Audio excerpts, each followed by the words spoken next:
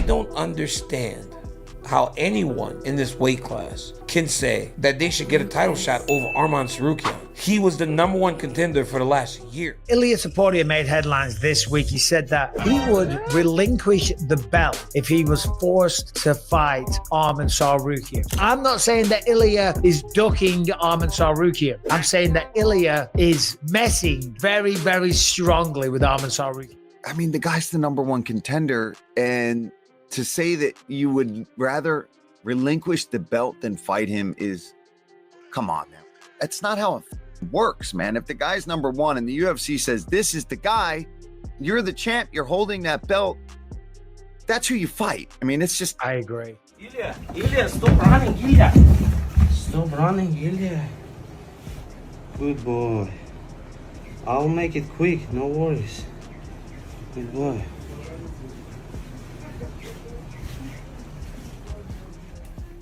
Ilia Topuria is under fire after his recent statement about rejecting a title fight with Arman Tsarukyan, who is the #1 ranked contender. This kind of ducking not only triggered Arman, but also shocked MMA pros, who hit back at Ilia Topuria for avoiding and disrespecting a deserving contender. I'm the world champion. I'm never gonna give him a chance to fight for the title. Arman Tsarukyan fired back at Ilia Topuria on Instagram, mocking him for acting like Conor McGregor and calling him out for avoiding top contenders. He accused Ilia of making champions look bad, saying real champs fight the #1 contender. Tsarukyan finished with a below-the-belt dig and also questioned his BMF's claims. Arman Tsarukyan said, "Who wants to let Ilia know he's not McGregor and that he's making all the champs look bad? Champs fight the #1 contender, but this is the same guy who thinks he's the BMF. How do you say pussy in Spanish?"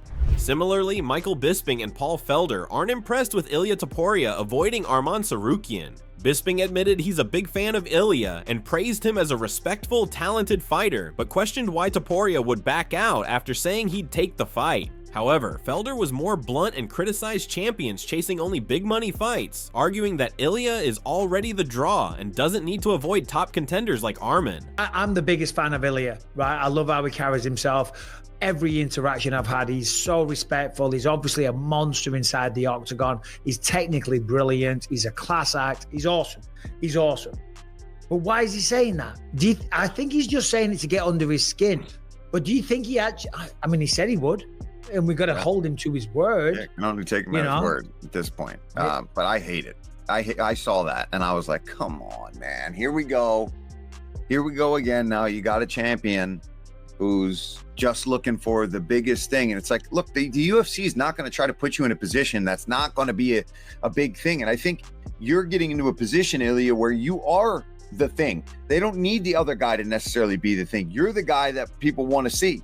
So you could be fighting some kid they pull off the damn street and people would tune in to watch it. Paul Felder expressed frustration over Ilia Topuria turning down a fight with Arman Tsarukyan. He called out the growing habit among champions of dodging rightful contenders and chasing easier paths. Felder argued that if Topuria truly believes Arman isn't on his level, the only way to prove it is by fighting him.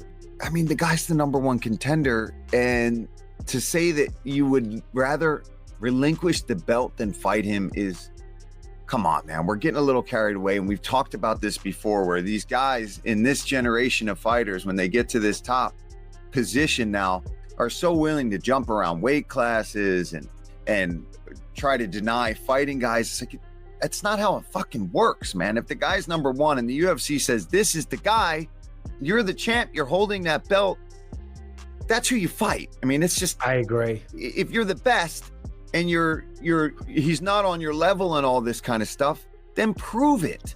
Just go out there and prove it. I hate that. Daniel Cormier backed Arman Tsarukyan as the rightful next challenger for Ilia Topuria's title. He defended Arman over past weight issues, saying it only happened once and shouldn't overshadow his recent professionalism. Cormier firmly stated that the next title fight should be Arman versus Ilia, leaving no doubt in his stance. Daniel Cormier stated, "I'm not saying Arman is the guy that constantly up and doesn't get to the scale or fight. It happened one time. He should not be judged solely on that one time, especially after making weight and getting ready to fight as a backup fighter in the last fight. It should be Arman versus Ilia, and I don't think there's any question about that." Daniel Cormier voiced strong support for Arman Tsarukyan, saying he should be next in line for the lightweight title. He felt that no one else in the division, whether it's Paddy Pimblett or Justin Gaethje, had built a better case. In Cormier's view, Arman had already shown he could compete with the best and had done more than enough to justify a shot at the belt. I don't understand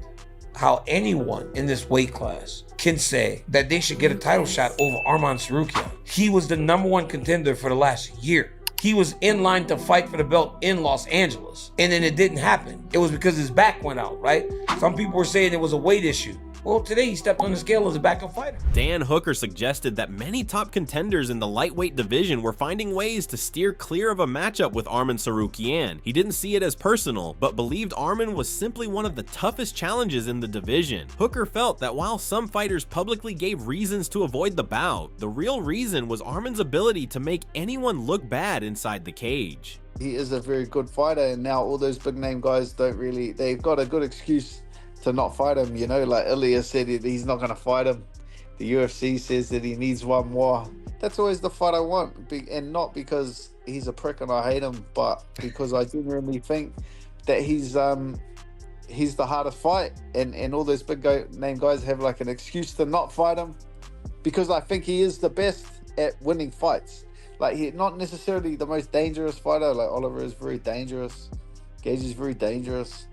I think he's the best at winning fights, and so a lot of these guys have a justifiable reason to avoid fighting him. Dan Hooker shared his thoughts on how the UFC might book Ilia Topuria against someone like Paddy Pimblett. He suggested it wouldn't be the most competitive matchup, but from a business angle, it made perfect sense. In his view, fighting Paddy would mean less risk and a bigger payday compared to facing tough contenders like Arman Tsarukyan or Justin Gaethje. Hooker figured that if Ilia was thinking smart, he'd choose the easier fight that still brings in the most money. The funny thing is they might actually do Paddy, which is like an absolute piss take, where he fights Chandler and then gets the title shot. Is like an absolute piss take. But who cares at the end of the day? Like, he's not going to hold the belt for very long. Like, and also, if you're in Ilia's shoes, like, logically he should be fighting Arman, but he's not going to, because Arman's a really tough fighter. And if I'm sitting there with the title and I'm getting pay-per-view points and I have to fight Arman Tsarukyan, Justin Gaethje, or Paddy Pimblett, well, I would take the hardest guy. But if you're smart, all right, you take Paddy Pimblett. You're going to get the most money because there's a lot of animosity. You're going to get the most money and the worst fighter. So it's like a win-win situation. Javier Mendez also considers Arman Tsarukyan as the one fighter who could truly test Ilia Topuria at lightweight. He noted that Arman's ability to blend striking with non-stop wrestling made him a different kind of problem, one Ilia hadn't really faced before. Although Javier respected Ilia's talents, especially his takedown defense, he believed Arman's pace and control on the ground could push Ilia like no one else in the division. Arman Tsarukyan would be the one that, in my opinion, might give him the most problems, because Arman's not going to stand with him. Arman's going to make it a grappling war. So it's going to be a war of nutrition. Can Ilia survive the continuous ground attack that Arman's going to put on him? And that would be the test. Can he do that? I don't know. Maybe he can. I mean, look what he did to Charles. Charles came in for the takedown. He freaking switched it on him midair. That was very impressive, man. Similarly, Din Thomas believed that out of all potential opponents, Arman Tsarukyan would be the toughest test for Ilia Topuria. He pointed out that Arman's ability to manage range and shoot effective takedowns set him apart, especially when compared to someone like Paddy Pimblett. While Din thought Ilia would likely dominate Paddy on the ground, he admitted that Paddy might still get the title shot first because of his fan base and the ongoing feud between the two. Who is the most likely to get the title shot? I think Paddy is still most likely to get it right now. He's just gonna have to be fair with the number. Yeah, he's gonna have to be. Who's best suited to be the most competitive with Topuria out of those? Arman. Gaethje, Paddy, or Arman? Arman. That's what I thought too. On the other hand, Dricus du Plessis has high praise for Ilia Topuria and predicted that Topuria would one day earn a spot in the Hall of Fame. He recalled their early days in the UFC, noting how even back then, Ilia stood out as someone special. Dricus praised Ilia's complete skill set and pointed to his streak of knockout wins over respected veterans. In his view, Ilia had already proven himself as one of the top names in the organization. Yeah, I'm so happy for him. I think, you know, we made our debuts on the same fight card. He was literally in my changing room. We were on the same trajectory, winning our titles 1 month apart. So I'm super happy for him. I think he's one of those special characters who's going to be a Hall of Famer, no doubt. Unbeaten. He's the first unbeaten guy to have 2 titles. So I'm super happy for him, and I rate him very highly. And as an all-around fighter, and obviously striking power, knocking out 3 legends, I think he's incredible, and in my opinion, one of the best, if not the best, in the UFC right now. Meanwhile, the UFC pros were criticizing Ilia Topuria for his recent statement, where he made it clear he has no plans to face Arman Tsarukyan anytime soon. He felt Arman hadn't done enough to earn a title shot and doubted whether Arman could even stay healthy or reliable enough to make it to fight night. Topuria didn't hold back, saying he'd sooner walk away from the title than agree to that matchup. Listen, when you put so much effort in the game and you have a guy in front who you don't know that maybe he could pull out from the fight, that's not something good for us. It's not on my back, bro. I don't care. You're gonna give him a fight before the title shot because there is no way. I'm the world champion. I'm never gonna give him a chance to fight for the title. I will be like, listen, if that's the case, take my belt. I don't do it. Arman Tsarukyan even challenged Ilia Topuria to a $500,000 wager, offering to put his own money on the line. He said if Ilia beats him, he keeps the entire sum, but if Arman wins, he expects the same in return. Confident in the outcome, Arman said he's ready to make it official and settle things in the cage. So no big bets from your own pockets? No, I can put the bets. I can put like a $500,000 if he beat me. If I beat him, he's gonna give me $500,000. So I can put it that. Okay, so he's willing to make handshake bet. If he wants to make that, so I'm down, and we can shake hand, fight. If I lose, I'll give him $500,000. If I beat him, he's gonna give me $500,000. However, Ilia Topuria showed no interest in facing Arman Tsarukyan, suggesting the matchup held little value for him. He painted Tsarukyan as a low-risk opponent who folded under pressure when it mattered most. Topuria questioned whether someone who couldn't show up for the biggest opportunity of his life deserved a title shot. His comments made it clear he viewed Tsarukyan as unworthy of serious consideration. Tsarukyan es más fácil de todos. Es mucho más fácil que espada, incluso te lo digo. Mucho más. Es que no sé ni qué nombre ponerle a él. Tú imagínate tener la oportunidad de pelear por el campeonato del mundo y cuando llega el día decir que te retiras porque te duele la espalda. O sea, no lo consigo, no lo puedo llegar a entender, ¿sabes? Sin un brazo hubiera subido. Yo me da igual el día cuando me tocaba pelear con Ball, con Max, vamos, me da igual, subo, pero de todas formas. Y él, ya saben lo que hizo, no me duele la espalda, no peleo. Tío, claramente, mentalmente no está donde tienes que estar. Arman Tsarukyan believes that a fight with Justin Gaethje could be his path to a title shot. He said the matchup makes sense because Gaethje is coming off a win over a lower-ranked opponent, but doesn't deserve a title opportunity just yet, especially after losing to Max Holloway on short notice. Arman argued that if Gaethje wants a crack at the belt, he should have to face him first and prove he belongs in that conversation. Who would you fight if you had a chance? Who you want? Top on your list. Of course I want Islam, but like right now, it makes sense to fight with Gage because he's coming. He just beat the number 11 or 12 Fiziev. He doesn't deserve title fight. That's 100% because he lost just Holloway. Beat on short notice. He beat Fiziev. Fiziev knew about the fight 5 days and like came and won him. He won him barely decision, you know.